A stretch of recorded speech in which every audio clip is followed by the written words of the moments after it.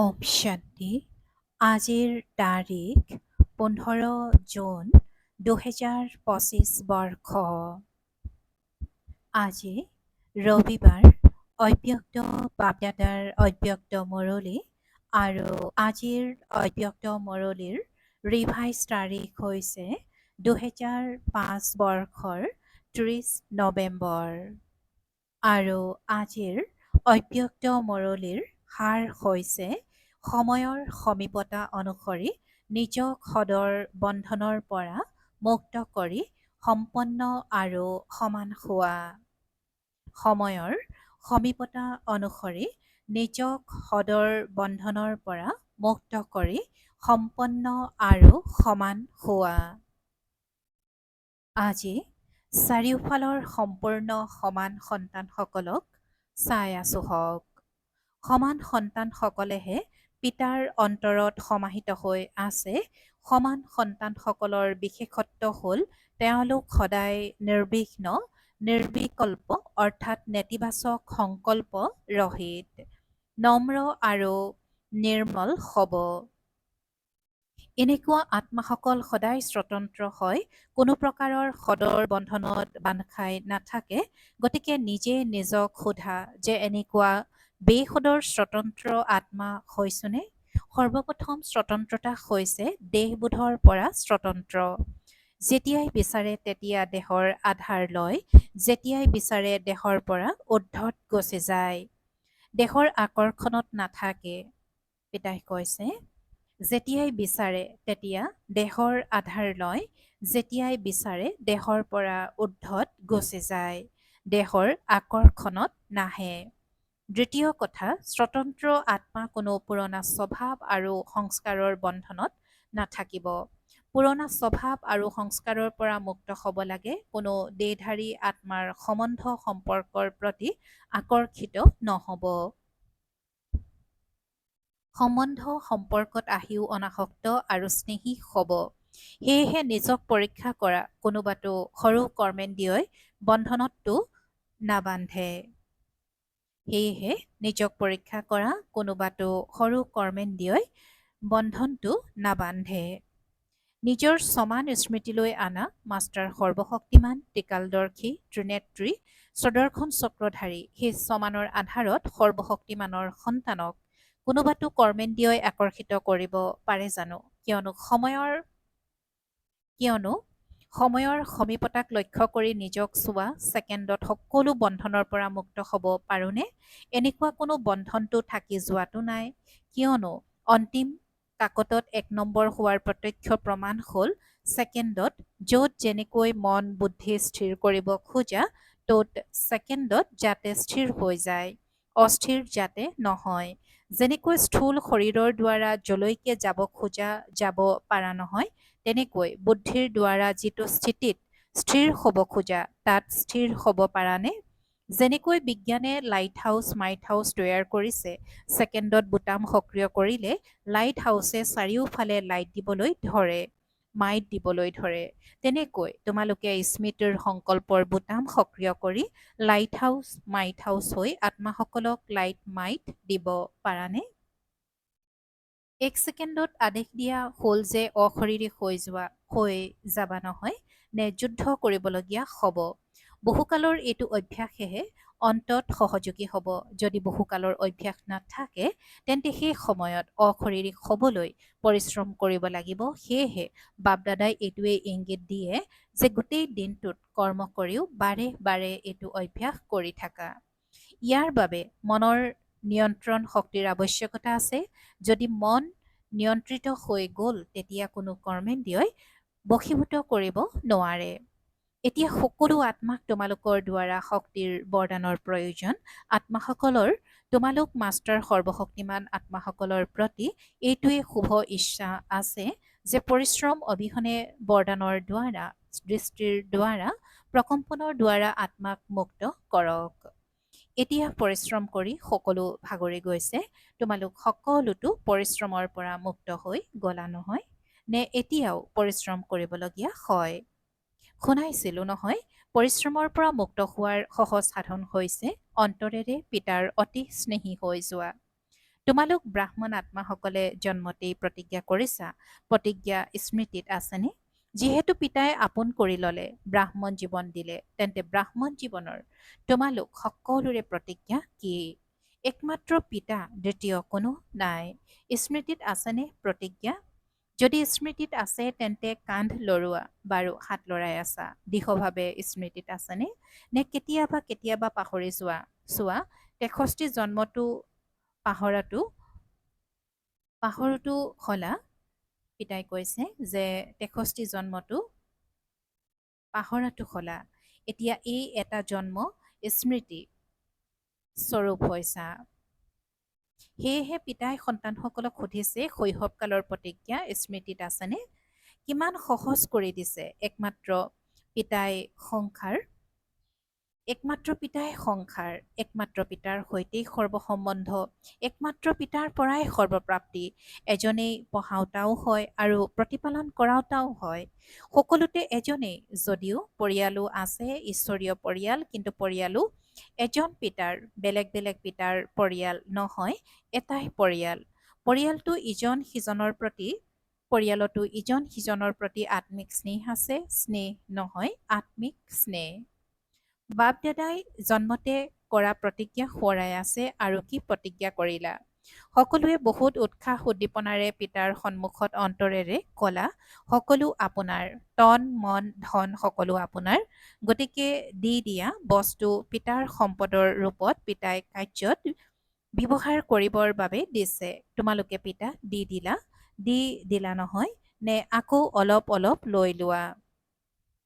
উভতাই লৈ ললে তেতিয়া আনে বিশ্বাসত ৰাখিব দিয়াৰ সম্পদৰ প্ৰতি বিশ্বাসঘাতকতা কৰা হৈ যায়। কোনো কোনো সন্তানে কয়, আন্তৰিক বাৰ্তালাপ কৰে নহয়, তেতিয়া কয়, মোৰ মন অশান্ত হৈ থাকে, মোৰ মন আকৌ ক'ৰ পৰা আহিল? যিহেতু মোক তোমালৈ অৰ্পিত কৰি দিলা, তেন্তে মোৰ মন ক'ৰ পৰা আহিল? তোমালোক সকলোতো এটি কৰি অবিহনে বাদশাহ হৈ গলা। এতিয়া তোমালোকৰ একো নাই, কৰিয়েতিও নাই, কিন্তু বাদশাহ হৈ গলা কিয়? পিতাৰ যি সম্পদ সেয়াই তোমালোকৰ সম্পদ হৈ গল, তেন্তে বাদশাহ হৈ গলা নহয়। যি পৰমাত্ম সম্পদ সেয়াই সন্তানসকলৰ সম্পদ। বাপ দাদাই প্ৰতিজ্ঞা সোঁৱৰাই দিছে, যিটো তোমাৰ তাক মোৰ বুলি নকবা। পিতাই কয়, যিহেতু পিতাই তোমালোক সকলোকে পৰমাত্ম সম্পদেৰে সমৃদ্ধিশালী কৰি দিলে, দায়িত্ব পিতাই লৈ ললে। কোনটো কথাৰে? তোমালোকে মোক স্মৰণ কৰা, তেতিয়া সৰ্বপ্ৰাপ্তিৰ অধিকাৰী হোৱাই। কেৱল স্মৰণ কৰা, আৰু তোমালোকে কলা, মই আপোনাৰ, আপুনি মোৰ। এয়া প্ৰতিজ্ঞা কৰিছা নহয়। সেয়েহে পিতাই কয়, সম্পদসমূহ সদায় নিজৰ প্ৰতি আৰু সৰ্ব আত্মাৰ প্ৰতি কাৰ্যত ব্যৱহৃত কৰা। যিমানেই ব্যৱহাৰ কৰিবা সিমানেই সম্পদ বৃদ্ধি হৈ গৈ থাকিব। পিতাই কৈছে যে সম্পদসমূহ সদায় নিজৰ প্ৰতি আৰু সৰ্ব আত্মাৰ প্ৰতি কাৰ্যত ব্যৱহাৰ কৰা। যিমানেই ব্যৱহাৰ কৰিবা সিমানেই সম্পদ বৃদ্ধি হৈ গৈ থাকিব। সৰ্বশক্তিৰ সম্পদ সৰ্বশক্তি কাৰ্যত ব্যৱহাৰ কৰা। কেৱল বুদ্ধিত জ্ঞান নাৰাখিবা, মই সৰ্বশক্তিমান হওঁ, কিন্তু সৰ্বশক্তি সময় অনুসৰি কাৰ্যত ব্যৱহাৰ কৰা আৰু সেৱাত ব্যৱহাৰ কৰা। বাপ দাদাই গৰিষ্ঠ সংখ্যক সন্তানৰ খতিয়ান চালে, দুটা শক্তি যদি সদায় স্মৃতিত থাকে আৰু সময়ত কাৰ্যত ব্যৱহাৰ কৰা, তেন্তে সদায় নিৰ্বিঘ্ন হৈ থাকিবা। বিঘিনিৰ শক্তি নাই যে তোমালোকৰ সন্মুখত আহিব। এয়া পিতাৰ প্ৰতিশ্ৰুতি। এনেয়েতো সৰ্বশক্তি থাকিব লাগে, কিন্তু গৰিষ্ঠ সংখ্যকৰ ক্ষেত্ৰত দেখা গৈছে যে সহন শক্তি আৰু উপলব্ধি কৰাৰ শক্তি। উপলব্ধি কৰাও, কিন্তু তাক ব্যৱহাৰিক স্বৰূপত অনাৰ ক্ষেত্ৰত মনোযোগ কম। সেয়েহে যি সময়ত উপলব্ধি কৰা সেই সময়ত চলন আৰু চেহেৰা সলনি হৈ যায়।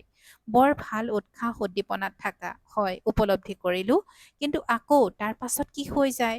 অনুভৱীটো সকলো হোৱা নহয়, আকৌ কি হৈ যায়? তাক সকলো সময়ত স্বৰূপত আনা, তাৰ অভাৱ হৈ যায়। কিয়নো ইয়াত স্বৰূপ হ'ব লাগে। কেৱল বুদ্ধিৰে জনা সেয়েহে বেলেগ কথা, কিন্তু তাক স্বৰূপত অনা ইয়াৰ আৱশ্যকতা আছে। কেতিয়াবা কেতিয়াবা বাপদাদাৰ কোনো কোনো সন্তানৰ প্ৰতি দয়াও উপজে। পিতাই বুজি পায় যে সন্তানসকলৰ দ্বাৰা পৰিশ্ৰম নহয়, সেয়েহে সন্তানসকলৰ সলনি পিতায়ে কৰি লওঁ। কিন্তু ড্ৰামাৰ ৰহস্য হ'ল, যিয়েই কৰিব তেওঁৱে পাব। সেইবাবে বাপদাদাই সহযোগ নিশ্চয় দিয়ে, কিন্তু কৰিবতো সন্তানসকলেই লাগে। বাপ দাদাই দেখিছে যে সন্তানসকলে সংকল্প বহুত ভাল ভাল কৰে। অমৃত বেলা বাপ দাদাৰ ওচৰলৈ ভাল ভাল সংকল্পৰ বহুত বহুত মালা আহে। এইটো কৰিম, এইটো কৰিম, এইটো কৰিম। বাপ দাদাও আনন্দিত হৈ যায়, বাহ সন্তানসকল বাহ। আকৌ কৰাৰ ক্ষেত্ৰত কিয় দুৰ্বল হৈ যোৱা? ইয়াৰ কাৰণ দেখা গ'ল ব্ৰাহ্মণ পৰিয়ালৰ সংগঠনৰ বায়ুমণ্ডল। ক'ৰবাত বায়ুমণ্ডল দুৰ্বলো হয়, তাৰ প্ৰভাৱ সোনকালে পৰে।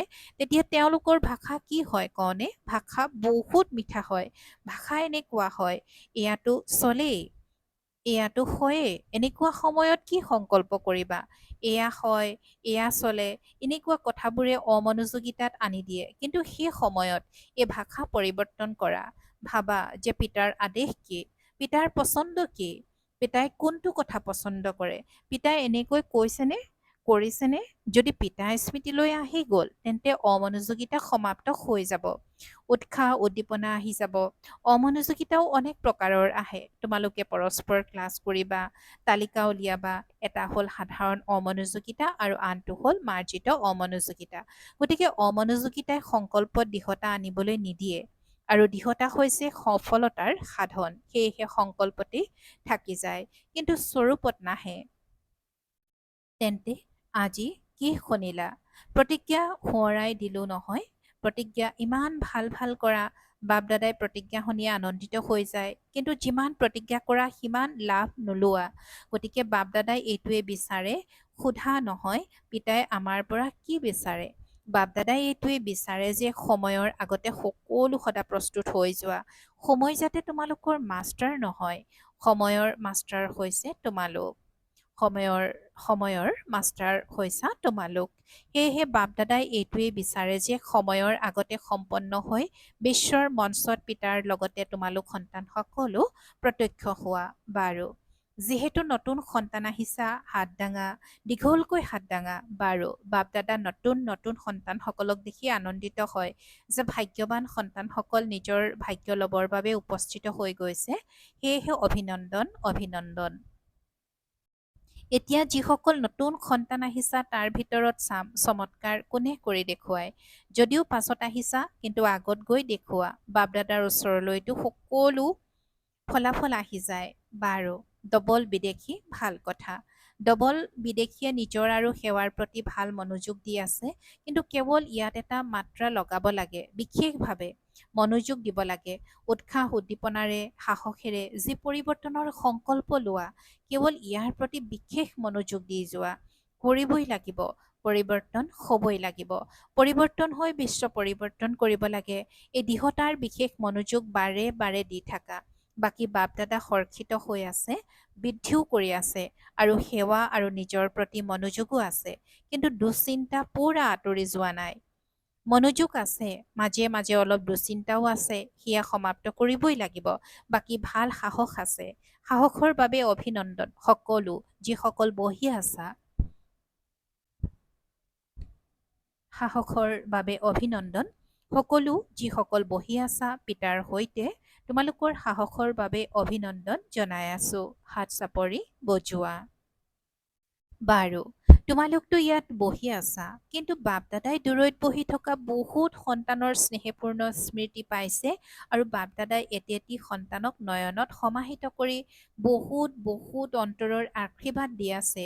ভাৰতৰ পৰাই হওক বা বিদেশৰ পৰাই হওক, বহুত সন্তানৰ স্মৃতি আহি আছে, পত্ৰ আহে, ইমেইল আহে, সকলো বাবাৰ ওচৰত আহি পাই গৈছে। বাৰু, বাপ দাদাই এক ছেকেণ্ডত অশৰীৰী ভৱৰ ড্ৰিল চাবলৈ বিচাৰে। যদি অন্তত উত্তীৰ্ণ হ'ব লাগে তেন্তে এইটো ড্ৰিল বহুত আৱশ্যক। সেয়েহে এতিয়া ইমান ডাঙৰ সংগঠনত বহি এক ছেকেণ্ডত দেহবোধৰ পৰা ঊৰ্ধ্বত স্থিৰ হৈ যোৱা। কোনো আকৰ্ষণেই যাতে আকৰ্ষিত নকৰে। ড্ৰিল। বাৰু, চাৰিওফালৰ তীব্ৰ পুৰুষাৰ্থী সন্তানসকলক সদায় স্ব পৰিৱৰ্তন আৰু বিশ্ব পৰিৱৰ্তনৰ সেৱাত তৎপৰ হৈ থকা বিশেষ আত্মাসকলক, সদায় পিতা ব্ৰাহ্মণৰ সমান কৰ্মযোগী, কৰ্মেন্দ্ৰিয়ৰ আকৰ্ষণৰ পৰা মুক্ত আত্মাসকলক, সদায় দৃঢ়তাক প্ৰতিটো সংকল্প, প্ৰতিষাৰ বাণীত, প্ৰতিটো কৰ্মত স্বৰূপত আনোতা পিতাৰ সমীপৰ আৰু সমান আত্মাসকলৰ প্ৰতি বাপ দাদাৰ অন্তৰৰ আশীৰ্বাদ আৰু অন্তৰৰ স্নেহপূৰ্ণ স্মৃতি স্বীকাৰ হওক আৰু নমস্কাৰ। আৰু আত্মিক সন্তানসকলৰো আত্মিক সন্তানসকলৰো আত্মিক বাপদাদাৰ প্ৰতি স্নেহপূৰ্ণ স্মৰণ আৰু সুপ্ৰভাত আৰু নমস্কাৰ। দাদিজীৰ প্ৰতি স্বাস্থ্যৱান হৈ গলা, এতিয়া বেমাৰ আঁতৰি গ'ল। বেমাৰ মহাৰথীসকলৰ পৰা বিদায় ল'বৰ বাবে আহে। ভিতৰি ভিতৰি কৰ্মাতীত হোৱাৰ আখৰা কৰি আছে। দাদী জানকীয়ে কৈ আছে, দাদী নিশ্চিন্ত বাদশাহ। তোমালোক চিন্তা কৰোতা নেকি? বাপদাদাই সুধিছে যে তোমালোক চিন্তা কৰোতা নেকি? তোমালোকো নিশ্চিন্ত, দুয়োৱে ভাল ভূমিকা পালন কৰি আছা। চোৱা, সকলোতকৈ গধুৰ দায়িত্বৰ মুকুট পিন্ধোতা নিমিত্তটো সলা নহয়, এয়া সকলো সংগী। তোমালোকক দেখি উৎসাহ উদ্দীপনা জাগে নহয়। এতিয়া কি নতুন কৰিব লাগে? বাবাই কিছু প্ৰেৰণা দিয়ক। বাপদাদাই শুনালে যে প্ৰতিটো বৰ্গৰ ফুলৰ থোপা যি বাণীৰে প্ৰভাৱশালীও হয় আৰু শক্তিশালীও হয়, কেৱল বাণীৰে প্ৰভাৱশালী আৰু সম্পৰ্কত অহা নহয়। সম্বন্ধটো সমীপৰ হওক, এনেকুৱা ফুলৰ থোপা উলিওৱা। তেতিয়া সেইটো দল সেৱা কৰাৰ নিমিত্ত হ'ব। তোমালোকে বাণীৰ প্ৰভাৱশালী হ'ব আৰু তেওঁলোকে বাণীৰ প্ৰভাৱশালী হ'ব আৰু তোমালোক শক্তিশালী হ'বা। তেওঁলোকৰ অন্তৰৰ পৰা উচ্চাৰিত হওক বাবা, তেতিয়াহে প্ৰভাৱ পৰিব। তেওঁলোকক সম্বন্ধত সমীপত আনা, যোগাযোগ কৰিবা। যোগাযোগ কেতিয়াবা হয় নহয়, তেতিয়া নিচা অলপ কম হৈ যায়। সম্বন্ধ সম্পৰ্কত যদি আহে, তাত সম্বন্ধ আৰু সম্পৰ্ক থাকিলে ঠিক হৈ যাব। বাৰু, আৰু আজিৰ বৰদান।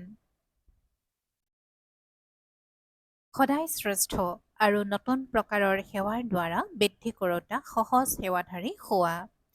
সদায় শ্ৰেষ্ঠ আৰু নতুন প্ৰকাৰৰ সেৱাৰ দ্বাৰা বৃদ্ধি কৰোতা সহজ সেৱাধাৰী হোৱা। আৰু আজিৰ বৰদানৰ ব্যাখ্যা। সংকল্পৰ দ্বাৰা ঈশ্বৰীয় সেৱা কৰা, এয়াও সেৱাৰ শ্ৰেষ্ঠ আৰু নতুন উপায়।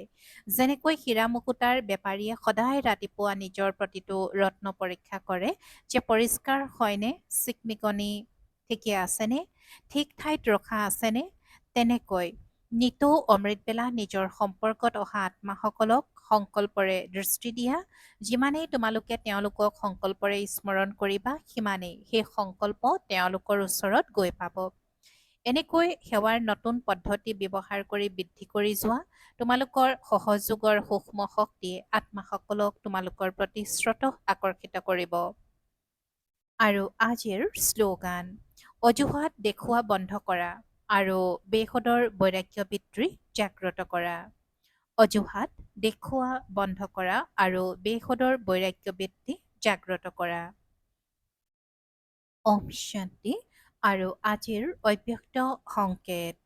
আত্মিক স্থিতিত থকাৰ অভ্যাস কৰা, অন্তৰ্মুখী হোৱা। জ্ঞান মনন কৰাৰ লগতে শুভ ভাৱনা, শুভ কামনাৰ সংকল্প শক্তিৰ কিৰণ দিয়াৰ অভ্যাস। এই মনৰ মৌনতাৰ বা ট্ৰেফিক কণ্ট্ৰলৰ বাবে মাজে মাজে এটা দিন নিৰ্ধাৰিত কৰা। যিমানেই অন্তৰ্মুখিতাৰ কোঠাত বহি গৱেষণা কৰিবা, সিমানেই ভালতকৈও ভাল উপলব্ধি হ'ব আৰু সেই উপলব্ধিৰে অনেক আত্মা লাভান্বিত হ'ব। ওম শান্তি। আৰু আজিৰ সূচনা। আজি আন্তঃৰাষ্ট্ৰীয় যোগ দিৱস, তৃতীয় ৰবিবাৰ, সন্ধ্যা 6:30 বজাৰ পৰা 7:30 বজালৈকে সকলো ভাতৃ ভগ্নীয়ে সংগঠিত ৰূপত একত্ৰিত হৈ যোগ অভ্যাস কৰক। যে মই ভ্ৰকুটিৰ আসনত বিৰাজমান পৰমাত্ম শক্তিৰে সম্পন্ন সৰ্বশ্ৰেষ্ঠ ৰাজযোগী আত্মা, কৰ্মেন্দ্ৰিয়জিত বিকৰ্মাজিত হওঁ। গোটেই দিন এইটোৱেই চমানত থাকক যে গোটেই কল্পত মুখ্য ভাৱৰীয়াৰ ভূমিকা পালন কৰোতা মই সৰ্বশ্ৰেষ্ঠ মহান আত্মা। ওম শান্তি।